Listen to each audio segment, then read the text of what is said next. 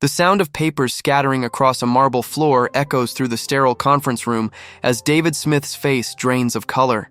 His Armani suit suddenly feels too tight as he stares at the documents spread before him like a confession of guilt. The IRS agent adjusts her glasses and speaks with quiet authority.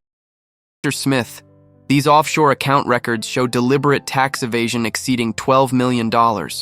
You have the right to remain silent. David's hands shake as he reaches for his phone, but it's too late. The flash of cameras through the floor-to-ceiling windows captures his moment of reckoning. His 24-year-old girlfriend Amber scrolls frantically through her Instagram, watching their follower count plummet in real time. The tech mogul who once controlled everything now controls nothing. Standing in the back of the room, a woman with gentle eyes and calloused hands from years of gardening watches silently. Claire Morrison isn't here for revenge. She's here for justice. And what started as the most devastating betrayal of her life became the most empowering transformation she could never have imagined. You won't believe what happened when a discarded wife discovered her true inheritance wasn't money, but something far more powerful. Claire Morrison had always believed that love meant making yourself smaller. At 42, she possessed the kind of understated elegance that comes from years of placing others' needs before her own. Her auburn hair, streaked with premature silver from stress she refused to acknowledge, was always pulled back in a practical ponytail. Her hands, stained with paint and marked by tiny scars from countless design projects, told the story of someone who built beautiful things for others while living in spaces that never quite felt like home. Growing up in a cramped Oakland apartment above her mother's failing bakery, Claire learned early that stability was precious and fragile. Her father, a carpenter with gentle hands and a weakness for gambling, had disappeared when she was 12, leaving behind only the scent of sawdust and broken promises. Her mother Ruth worked 16-hour days to keep the bakery afloat, her flour-dusted apron becoming a symbol of endless sacrifice. "Claire, honey, can you watch the front while I finish these wedding cakes?" Ruth would ask, her voice hoarse from exhaustion. Even at 14, Claire understood that every wedding cake meant groceries for another week, that every birthday order meant keeping the lights on just a little longer. The bakery's perpetual financial crisis taught Claire to notice spaces differently. She'd rearrange the display cases to make 3 dozen cupcakes look like 6 dozen, adjust lighting to hide water stains on the ceiling, create warmth in a place that couldn't afford proper heating. Without knowing it, she was learning to transform desperation into hope through design. Her artistic talent emerged as her escape and her strength. While other kids played video games, Claire sketched room layouts and color schemes, imagining the homes she'd create someday where families would be safe, where mothers wouldn't cry over unpaid bills, where fathers wouldn't disappear in the middle of the night. At 27, Claire had built a modest but respected interior design business specializing in sustainable, family-friendly spaces. Her weakness was her tendency to undervalue her work, to accept lower fees because she understood struggling families. Her strength was her uncanny ability to see potential in broken spaces and broken people, to create beauty from very little money through clever resource management and an intuitive understanding of how environment shapes emotion. David Smith was everything Claire's childhood had lacked: stability, success, and the confidence that came from never wondering if the lights would stay on. When they met at a tech industry event where Claire was consulting on office design, David's world seemed impossibly glamorous. His company, Smith Tech Solutions, was on the verge of going public. He drove a Tesla before they were mainstream, lived in a glass house in Palo Alto that looked like something from a magazine, and spoke about the future with the certainty of someone who had never experienced true failure. "You see potential where others see problems," David had told her on their third date, watching her sketch ideas for transforming his sterile home office into something more human. That's a rare gift. What Claire didn't recognize then was that David collected rare gifts the way some people collected art, as objects of beauty to be displayed and owned, not treasured and nurtured. His charm masked a calculating coldness. His success built on his ability to identify what others needed most and use that need as leverage. David's public persona as a visionary entrepreneur hid deeper vulnerabilities. Born to immigrant parents who sacrificed everything for his education, he carried the crushing weight of being their only success story. His younger brother Kevin had struggled with addiction and died of an overdose 5 years earlier, a tragedy David never discussed, but that shaped his obsessive need to control every aspect of his environment. Failure wasn't just professional disappointment for David, it was existential terror. Margaret Whitfield, the estate attorney who would soon change Claire's life forever, possessed the sharp intelligence of someone who had spent 50 years navigating legal minefields for California's wealthiest families. At 73, her silver hair was always perfectly styled, her navy suits impeccable, but her pale blue eyes held secrets that could topple empires. She had been Aunt Evelyn's closest friend and trusted advisor, keeper of documents that would soon reshape everything Claire understood about her family history. Dr. Sarah Running Bear, a Yurok tribal member and licensed therapist, managed the day-to-day operations of Sanctuary Grove with the wisdom of someone who understood healing as both ancient practice and modern necessity. Her office, built into a converted Redwood Grove cabin, smelled of sage and cedar, and her gentle voice carried the authority of generations of healers. She would become Claire's closest friend and most trusted advisor in the battles to come. The first meeting between Claire and David happened at a sustainable design conference in San Francisco. Claire was presenting her work on eco-friendly family spaces when David approached during the networking break. The convention center hummed with conversation and the clink of coffee cups, but David's focused attention made everything else fade into background noise. "Your presentation was fascinating," David said, his voice carrying just enough admiration to be flattering without seeming desperate. "I'd love to get your thoughts on making my home office more conducive to creative thinking." Claire noticed his expensive watch first, then the way other attendees glanced at him with recognition and deference. She was used to potential clients who wanted to hire her because she was affordable, not because they respected her vision. David's interest felt different, more validating. "Most people think of office design in terms of efficiency," Claire replied, tucking a strand of hair behind her ear, a nervous habit that made her seem more approachable. "But creativity needs space to breathe, natural light, materials that connect you to something real." David's home office consultation turned into dinner. Dinner turned into weekend dates exploring Napa Valley, and weekend dates turned into a relationship that felt like stepping into a life she had only imagined. David courted her with the same systematic thoroughness he applied to business deals. He researched her favorite artists and surprised her with gallery openings, learned about sustainable materials so he could engage with her work intellectually, and gradually introduced her to his world of tech industry parties and venture capital dinners. But even in those early days, warning signs appeared like hairline cracks in expensive marble. David had opinions about everything: which restaurants were acceptable, which friends were worth her time, which clients she should prioritize. His suggestions always seemed reasonable, even caring. When he pointed out that her friend Jessica's financial struggles might be holding Claire back professionally, it sounded like genuine concern. When he offered to redesign her business website to look more high-end, it felt like generous support. The courtship phase lasted exactly 8 months, timed to coincide with Smith Tech's IPO announcement. David proposed on New Year's Eve at a private party in Napa Valley, surrounded by influential friends who applauded, as if they were witnessing a strategic merger rather than a declaration of love. The engagement ring, a flawless 3-carat diamond in a platinum setting, was everything Claire had never known she wanted, and somehow exactly what David knew she would accept. Their wedding was featured in California Modern Magazine, a sustainable luxury celebration in the redwood forests of Mendocino County, with locally sourced food, organic wine, and decorations that seemed to grow naturally from the forest floor. Claire designed every detail herself, creating a ceremony that felt like a fairy tale. She never noticed that most of the guests were David's business connections, that her mother looked overwhelmed and out of place among the tech elite, or that David spent more time networking than celebrating.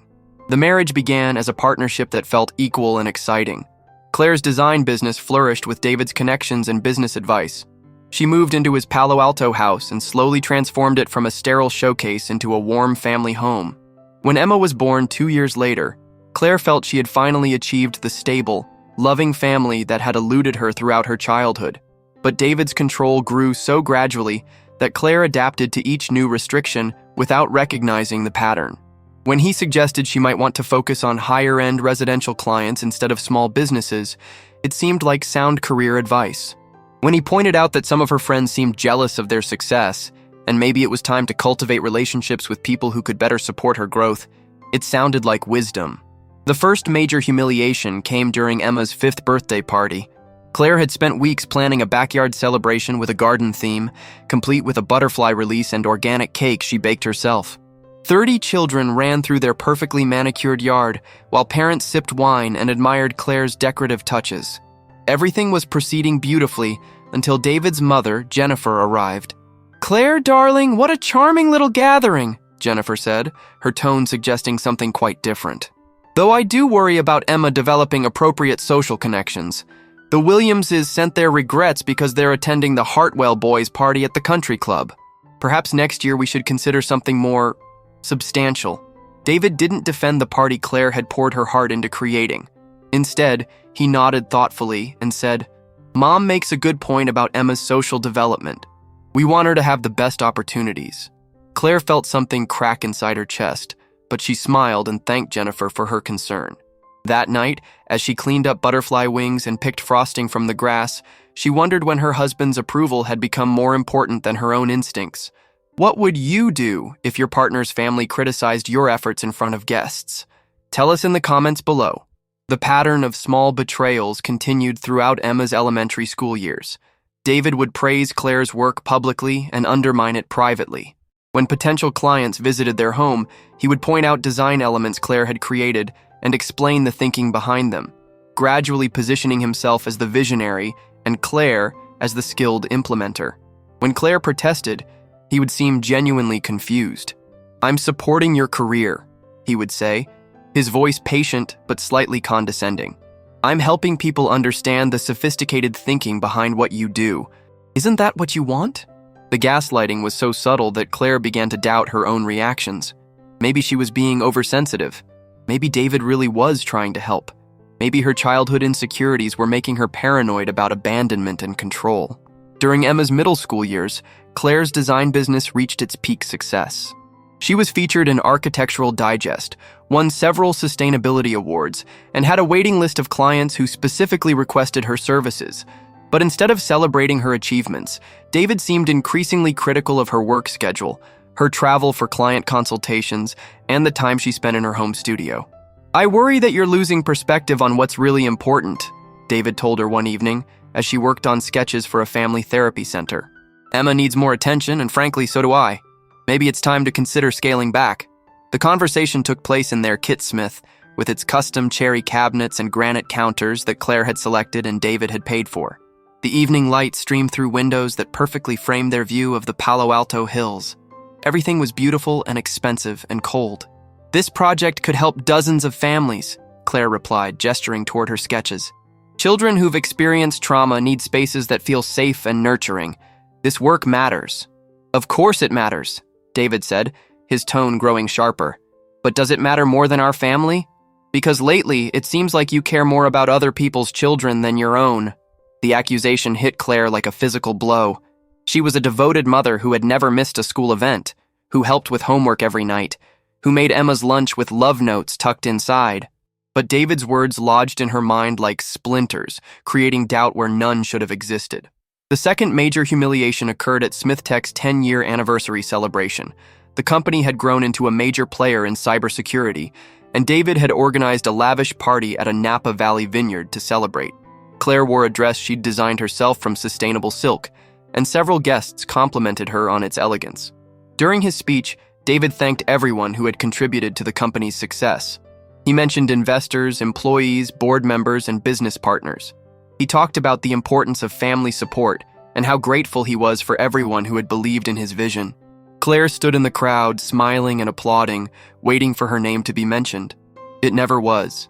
When someone later asked David about Claire's contributions to his success, particularly her design of SmithTech's award-winning headquarters, David smiled warmly and said, "Claire has wonderful taste, and I've been lucky to have her input on aesthetic decisions. But the real credit goes to the team who understood the business requirements and functionality needs." Claire excused herself to the bathroom and cried silently in a marble-walled stall that probably cost more than her mother's entire bakery. When she emerged, she found David's business partner, Marcus Williams, waiting by the sinks. "You know," Marcus said quietly, "everyone in the industry knows that headquarters design was your vision, not David's. The way it creates collaboration while maintaining focus revolutionized how tech companies think about workspace psychology. You should be proud of that." "Thank you," Claire managed, her voice barely steady. "He's a fool if he doesn't recognize what he has in you," Marcus continued, then caught himself. "I'm sorry, I shouldn't have said that. But you deserve credit for your contributions." That night, Claire confronted David about being excluded from his speech.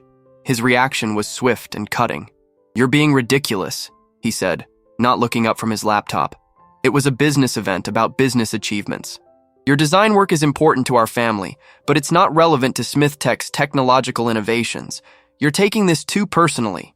"I helped design the workspace that enabled those innovations," Claire replied, her voice trembling with suppressed anger. "I created an environment that supports creativity and collaboration. That is relevant to business success." David finally looked at her, his expression cold and dismissive. "Is that really what you think? That choosing paint colors and furniture is equivalent to developing cybersecurity algorithms? Claire, I love you, but you need to stay in your lane." The words hung in the air like poison gas. Stay in your lane. As if 15 years of marriage, 13 years of supporting his career, raising his daughter, and building her own successful business had earned her nothing more than a patronizing dismissal. From that moment, something fundamental shifted in their relationship. Claire began to see David's actions through a different lens, recognizing patterns she had previously excused or ignored. She noticed how he controlled their social calendar, steering them away from events where she might shine independently. She saw how he managed their finances with increasing secrecy, claiming he was protecting her from boring details while ensuring she had no real understanding of their wealth. The third major humiliation was also the most public. At a sustainable design conference where Claire was receiving a Lifetime Achievement Award, David arrived late with Amber Peterson, an Instagram influencer he introduced as Smith Tech's new social media consultant. Amber was 24 years old, with platinum blonde hair and the kind of artificial beauty that photographs well, but looks strange in natural light. Claire's acceptance speech focused on the importance of creating spaces that nurture human potential, particularly for families recovering from trauma. She talked about her work with domestic violence shelters, addiction recovery centers, and community health clinics. The audience was moved, giving her a standing ovation that lasted nearly 2 minutes. During the reception, David and Amber held court near the bar, discussing Smith Tech's social media strategy loud enough for nearby guests to overhear. When someone congratulated David on his wife's award, he responded with a smile that didn't reach his eyes. "Claire does beautiful work," he said, his arm draped casually around Amber's waist. "She has a real gift for making spaces feel comfortable. Not cutting edge exactly, but very nurturing. Some people need that kind of traditional approach." The dismissal was devastating in its casual cruelty. Claire spent the rest of the reception smiling and accepting congratulations while feeling hollow inside. The award ceremony that should have been the highlight of her career became another reminder of her husband's contempt. Can you imagine how it feels to be diminished at your moment of greatest triumph? What would you have done in Claire's situation? Share your thoughts below. But then something incredible happened. The morning after their divorce was finalized, as Claire sat in her modest apartment drinking coffee from a chipped mug and wondering how to rebuild her life, the doorbell rang. Through the peephole, she saw an elegantly dressed elderly woman holding a leather briefcase.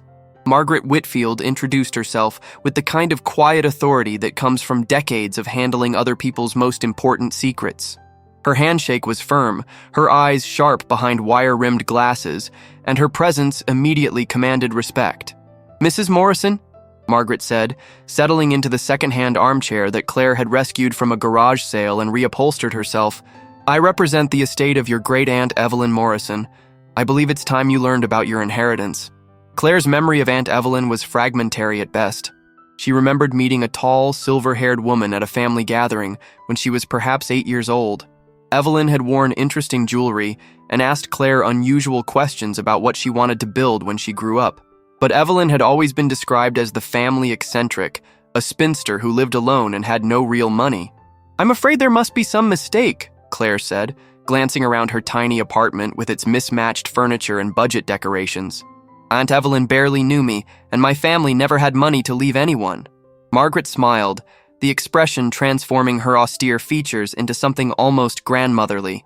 "Your great-aunt knew you much better than you realized, my dear. She followed your career, your marriage, your struggles. She was quite proud of your achievements, particularly your work with vulnerable populations." From her briefcase, Margaret withdrew a small brass key and an envelope sealed with wax. The key was warm in Claire's palm, as if it had been recently held by living hands. Evelyn left specific instructions. Margaret continued. "You are to go alone to the safety deposit box at First National Bank in Mendocino.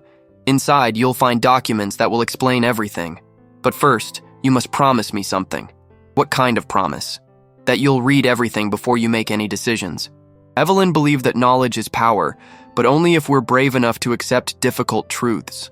The safety deposit box was larger than Claire had expected, containing not just documents but photographs, letters, and what appeared to be surveillance reports.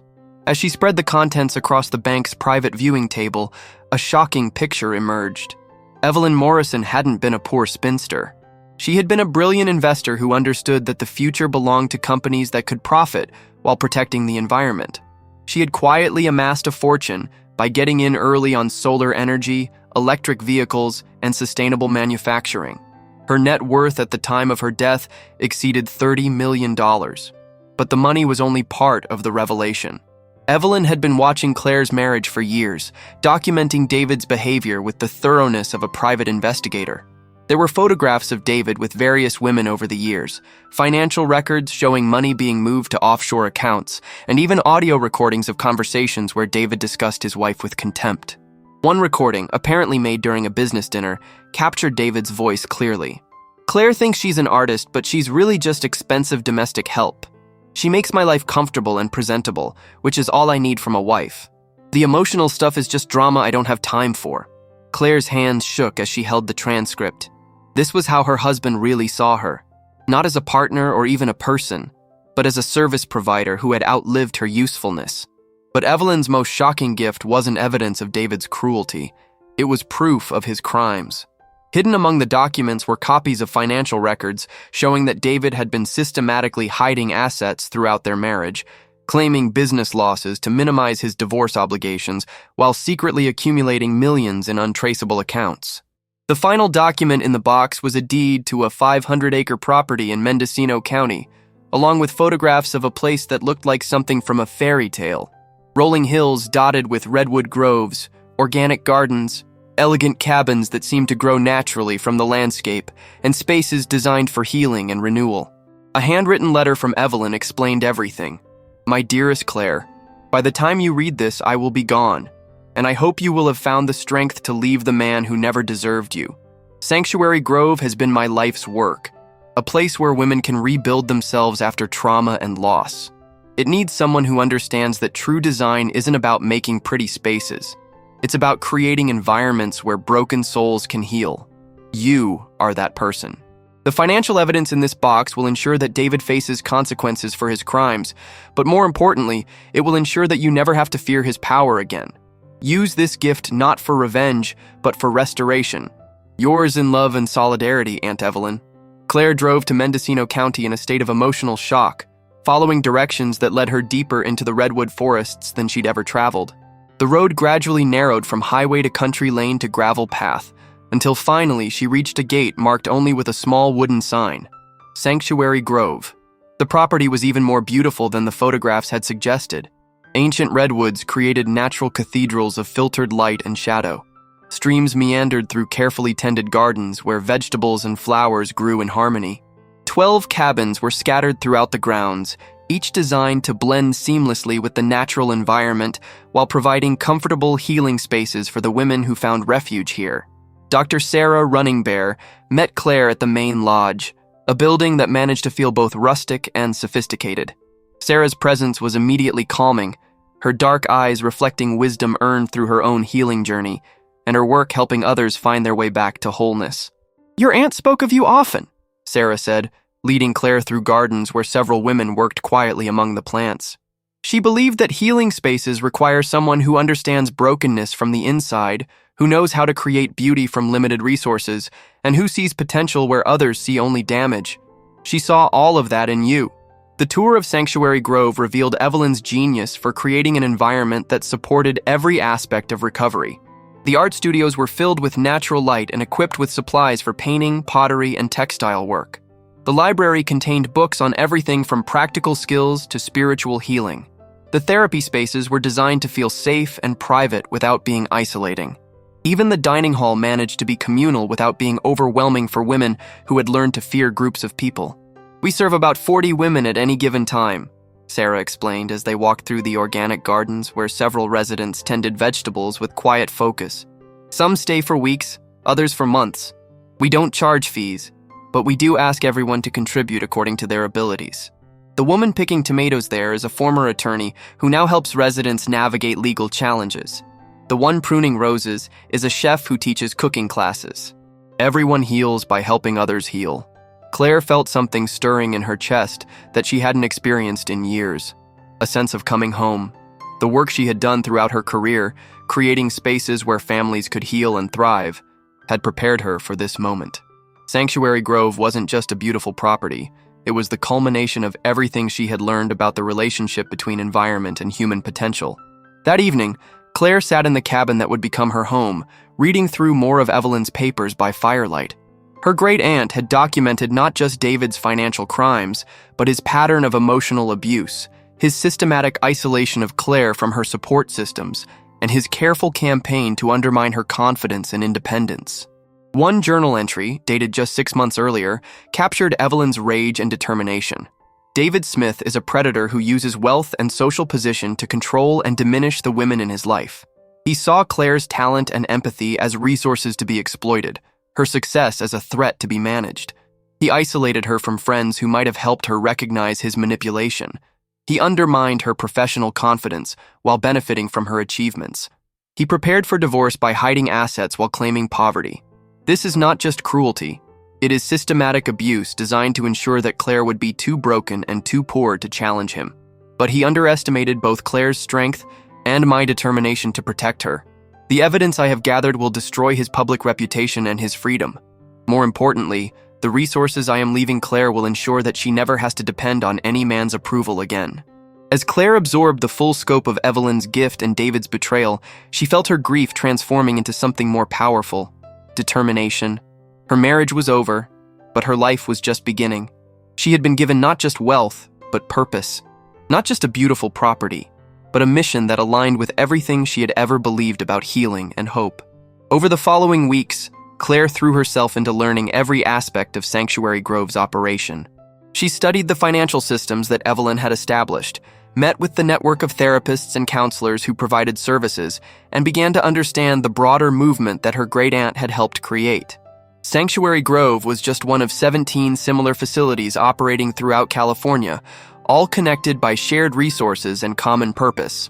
Emma initially resisted the move to Mendocino County, mourning the loss of her affluent lifestyle and the social status that came with being David Smith's daughter. At 16, she was old enough to understand that her parents' divorce wasn't a temporary crisis, but a fundamental change in her identity and future prospects. "Dad says you're having some kind of breakdown," Emma said during one of their early conversations at Sanctuary Grove, her voice carrying the particular cruelty that teenagers can inflict when they feel powerless. "He says this place is basically a cult for women who can't handle real life." Claire felt the familiar sting of David's manipulation, now aimed at poisoning her relationship with her daughter. But instead of defending herself or attacking David, she chose a different approach. "I understand why you might see it that way," Claire said calmly, sitting beside Emma on the porch of their cabin while evening light filtered through the redwoods. "Change is scary, especially when it feels like it's happening to you rather than with you. But I'd like you to make your own assessment of this place and these people. Spend time with the women here, see what they're building, decide for yourself whether this looks like mental illness or mental health." Over the following month, Emma gradually discovered her own connection to Sanctuary Grove's mission. She began working with the horses that several residents cared for as part of their therapy, finding that the animals responded to her natural empathy and patience. She started tutoring children who arrived with their mothers, discovering a talent for making learning feel safe and enjoyable for kids who had experienced trauma. Most importantly, Emma began to see her mother through new eyes. Instead of the defeated, anxious woman who had spent the final years of her marriage walking on eggshells around David's moods, Claire was becoming someone confident and purposeful. She was designing new therapeutic spaces, developing programs for different types of trauma recovery, and creating the kind of nurturing environment that Emma had never realized she craved. But then, something even more incredible happened. David's discovery that Claire had disappeared triggered exactly the kind of controlling rage that Evelyn had predicted and documented. Unable to accept that his ex-wife might have resources and support systems beyond his influence, David launched a systematic campaign to destroy her new life. His first move was financial. David's attorneys filed motions claiming that Claire had hidden marital assets and demanding access to any inheritance she might have received. When those motions were dismissed due to the ironclad trust structure that Evelyn had established, David escalated to character assassination. Amber Peterson, David's influencer girlfriend, began posting on social media about dangerous cults that brainwash vulnerable women and tear apart families. She shared carefully edited photos of Sanctuary Grove that made the healing center look isolated and sinister, describing it as a place where emotionally unstable women are encouraged to abandon their responsibilities and live in fantasy. The social media campaign gained traction among David's business associates and their wives, many of whom had felt threatened by Claire's success and were eager to believe that her achievements were actually symptoms of instability. Within days, Hacker Cult Wife was trending locally, with hundreds of posts analyzing Claire's descent into madness and expressing concern for Emma's safety. David's most devastating move was involving Child Protective Services. Using his connections in the tech industry and local government, he filed complaints alleging that Claire had abducted Emma and was exposing her to inappropriate influences at what he characterized as an unregulated commune with a history of harboring fugitives. The CPS investigation that followed was a masterclass in how wealth and influence can weaponize government systems against vulnerable people. David provided investigators with a carefully curated dossier portraying Claire as an unstable woman who had suffered a mental breakdown and fled to an isolated compound where she was being manipulated by radical feminists with anti-family agendas. The lead investigator, Patricia Reeves, arrived at Sanctuary Grove with obvious preconceptions about what she would find. She seemed surprised by the property's beauty and the evident health and happiness of the women and children living there, but her report still recommended that Emma be removed from an environment that lacks appropriate oversight and may be exposing the minor to ideological extremism. During the CPS hearing, David presented himself as a concerned father trying to rescue his daughter from a mentally ill mother who had been seduced by a dangerous ideology that demonizes men and traditional families. His attorney painted Sanctuary Grove as a place where impressionable women are taught to view their marriages and families as oppressive, and where children are exposed to inappropriate discussions of domestic violence and sexual abuse. Claire found herself fighting a legal battle for which her successful design career had not prepared her. Despite having committed no crime and violated no law, she was being portrayed as an unfit mother whose choices endangered her daughter. The system seemed designed to favor the wealthy man with connections over the woman with evidence. But Evelyn's gift included more than money and property. It included access to a network of women who had graduated from Sanctuary Grove and other similar facilities, many of whom now occupied positions of power throughout California's legal, political, and business communities. These women understood exactly what David was attempting because they had faced similar attacks from their own abusive ex-husbands. Judge Rebecca Martinez, who presided over the custody hearing, was herself a survivor of domestic abuse who had rebuilt her life and career with support from women's organizations like Sanctuary Grove. She recognized David's tactics immediately and was not impressed by his wealth or connections. "Mr.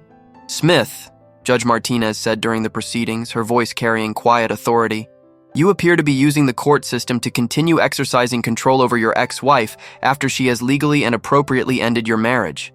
This is not an appropriate use of family court, and I will not allow my courtroom to be used as a weapon in your personal vendetta." The turning point came when Margaret Whitfield introduced the financial evidence that Evelyn had gathered. The offshore accounts, hidden assets, and systematic tax evasion that David had committed during his marriage weren't just grounds for criminal prosecution. They also demonstrated a pattern of deception and manipulation that cast doubt on his claims about Claire's mental state. "Your Honor," Margaret said, placing boxes of documents before the court, "Mr. Smith has presented himself as a concerned father and successful businessman. But these financial records tell a different story. They show a man who systematically lied to his wife, the IRS, and this court about his assets and income. They document years of financial abuse designed to keep Mrs. Morrison dependent and vulnerable. This custody challenge is simply the latest attempt to control and punish a woman who dared to seek independence." As the evidence mounted, David's carefully constructed narrative began to collapse. The tech industry colleagues who had initially supported his claims about Claire's instability began to distance themselves when faced with proof of his criminal behavior. Amber's social media following turned against her when screenshots emerged showing her coordinating harassment campaigns against domestic violence survivors. But Claire's greatest victory wasn't legal or financial. It was personal and psychological. For the first time in her adult life, she was building something entirely her own, creating a community based on mutual support rather than hierarchy and control. The women of Sanctuary Grove became her chosen family, offering the kind of unconditional love and acceptance that she had never experienced in her marriage. Dr. Sarah Running Bear helped Claire understand that her healing journey was just beginning. Trauma doesn't end when you escape the person who hurt you, Sarah explained during one of their sessions in her office, filled with natural light and the scent of sage.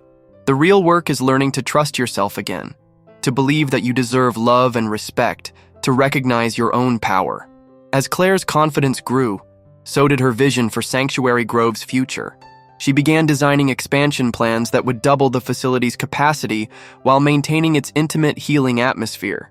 She developed partnerships with universities to research the relationship between physical environment and psychological recovery. She created training programs to share Sanctuary Grove's model with other communities. Most importantly, Claire began to understand that her greatest strength had never been her ability to make spaces beautiful. It was her ability to see potential where others saw only problems, to create hope from desperation, to build community from brokenness. These skills, developed through her own childhood struggles and refined through years of professional work, made her the perfect leader for a movement that was much larger than one healing center. The climax of David's downfall came not in a courtroom, but in the conference room where this story began. The IRS investigation that Margaret had triggered using Evelyn's evidence had uncovered not just David's personal tax evasion, but a broader pattern of financial crimes involving SmithTech's corporate accounts. The company's board, facing potential criminal liability and massive financial penalties, voted to remove David as CEO and cooperate fully with federal investigators. As David sat in that marble-floored conference room, watching his empire crumble, Claire stood in the gardens of Sanctuary Grove, teaching a group of new residents how to plant seeds that would bloom in the spring. She wasn't celebrating his destruction. She was building something better in its place. The federal investigation revealed that David had been using SmithTech resources to fund personal expenses, including his relationship with Amber and his legal campaign against Claire. He faced charges for tax evasion, corporate fraud, and misuse of company funds. The man who had once controlled millions of dollars and hundreds of employees now faced years in federal prison and financial ruin. Amber's influencer career collapsed overnight when her harassment of domestic violence survivors became public. Brands dropped their sponsorship deals, her social media accounts were suspended, and she faced her own legal challenges for coordinating cyberbullying campaigns. The woman who had helped David weaponize social media against Claire discovered that the same platforms could turn against her with devastating speed. But Claire's victory was about much more than David's punishment. In the year following her arrival at Sanctuary Grove, she had transformed both the facility and herself. The healing center now served twice as many women, with a waiting list that stretched months into the future. Claire's innovative therapeutic design principles were being adopted by similar facilities across the country. Emma, now 17, had not only adapted to life at Sanctuary Grove, but had become one of its most effective advocates. She created social media content that showcased the real lives of women rebuilding after trauma, countering negative stereotypes with authentic stories of healing and hope. Her college applications focused on sustainable design and social work, career paths that would allow her to continue her mother's mission. "I used to think success meant having expensive things and being envied by other people," Emma said during a video interview for a documentary about Sanctuary Grove. "But watching my mom build this place taught me that real success is creating something that makes the world better for people who need help the most." The network of Sanctuary Grove graduates had grown into a powerful force for social change throughout California. Women who had rebuilt their lives at the center now worked as judges, legislators, business leaders, and activists, creating opportunities for other survivors and changing systems that had historically favored wealthy men over vulnerable women. Claire's transformation from victim to leader inspired a broader movement toward healing-centered design and therapeutic spaces. She was invited to speak at conferences around the world, sharing her insights about how physical environments can support psychological recovery. Her book, Spaces for Healing, Design as Therapy, became a bestseller and established new standards for trauma-informed architecture. But perhaps Claire's greatest achievement was personal, She had learned to value herself not for what she could provide to others, but for who she was as a complete human being. She had rebuilt her relationship with her daughter on a foundation of mutual respect and shared purpose. She had created a chosen family of women who supported each other through every challenge and celebrated every victory together. 5 years after her divorce, Claire stood on the deck of Sanctuary Grove's new main lodge, watching the sunset paint the redwood forest in shades of gold and amber. The facility now included a working farm, a professional conference center, and residential programs for women recovering from every form of trauma imaginable. More importantly, it had spawned dozens of similar communities across North America, creating a network of healing that touched thousands of lives. Margaret Whitfield, now in her late 70s but still sharp as ever, joined Claire on the deck with 2 cups of tea made from herbs grown in their own gardens. "Evelyn would be so proud of what you've built here," Margaret said, settling into one of the comfortable chairs that Claire had designed specifically for evening conversations. "She always said that true wealth isn't about accumulating money. It's about creating something that will outlast your own life." "I think about her every day," Claire replied, accepting the warm cup gratefully. "Not just because of what she left me, but because of what she showed me about the power of women supporting women across generations. She saw potential in me that I couldn't see in myself." As if summoned by their conversation about legacy, Emma appeared in the doorway, home from her first year at Berkeley where she was studying sustainable design and social work. At 19, she possessed her mother's creative talent and her great-great-aunt's strategic mind, along with a confidence that came from growing up in a community that valued her thoughts and contributions. "Mom, Sarah wants to know if you have time to meet with the new residents who arrived today," Emma said. "There's a woman with 3 kids who's a software engineer, and she has some ideas about improving our online systems for connecting graduates." "Of course," Claire said, rising from her chair with the easy energy of someone whose work aligned perfectly with her values. "That's exactly the kind of innovation that keeps us growing." As they walked back toward the main lodge, Claire reflected on the journey that had brought her to this moment. David's betrayal had felt like the end of her world, but it had actually been the beginning of her real life. She had discovered strength she didn't know she possessed, created communities she had never imagined possible, and built a legacy that would continue healing women long after she was gone. The evening air carried the scent of jasmine from the gardens and the sound of laughter from the dining hall where residents gathered for their nightly community meal. Children played on the lawn under the watchful eyes of mothers who were learning to trust the world again. Horses grazed in pastures maintained by women who had found healing through caring for other living creatures. This was what justice looked like. Not punishment for its own sake, but transformation that created more healing than the original harm had destroyed. David had tried to break Claire's spirit and steal her future, but his cruelty had ultimately led her to discover her true calling and her authentic power. Sometimes karma takes time, but it never misses its target.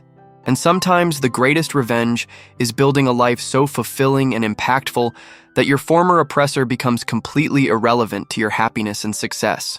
The sound of women's voices sharing stories of survival and hope drifted across the grounds of Sanctuary Grove, carrying on the evening breeze like seeds that would take root in new soil, bloom in unexpected places, and create beauty from what had once been barren ground. And that's how justice was served. Not with bitterness or vengeance, but with healing that multiplied across generations, creating ripples of positive change that would touch countless lives. If you believe in the power of women supporting women and the possibility of transformation after trauma, share this story and subscribe for more incredible stories of justice, redemption, and the strength that emerges when we refuse to let our past define our future. What did you think of the story? Leave a comment and a review about this story. Now, 2 buttons will appear, one to subscribe if you haven't already, and the other to watch other interesting stories. Choose one. Thank you for watching this far. See you soon.